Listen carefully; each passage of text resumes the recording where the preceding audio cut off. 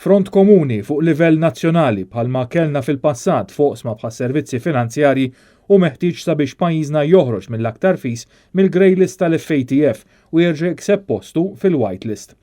Fl-editorjal il-Gazzetta Sunday Times of Malta kummentat dwar il-vot tal-FATF u l-isfidi li dan se jġib miegħu fil-waqt li appoġġja s-sejħa tal-kap tal-Partit Nazzjonalista Bernard Grech għal konsensus nazzjonali dwar it-triq il-qudiem.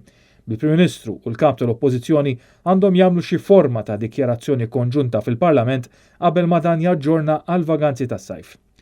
Fil-waqt li wissa biex l-Oppożizzjoni ma tipprovax tiskorja punti politiċi u l-Ministri tal-Gvern ma jipprovawx jagħmlu dan ir-riżultat xi forma ta' impożizzjoni minn barranin, l-editorjal ma qatx lura dwar x'wassal għal grey list ta' pajjiżna.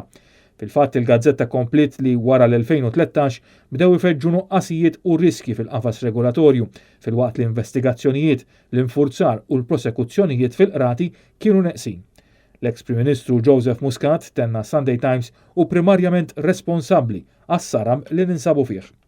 L-editorjal tenna li Malta għandha segwi l-eżempju tal-Iżlanda li meta spiċċa fil-lista l-griża kulħadd ġibet ħabel wieħed, il-Gvern, l-individwi, il-kumpaniji u l-istituzzjonijiet fi sforz nazzjonali ħalli l-pajjiż irritorna fil-lista l-bajda tal-FATF.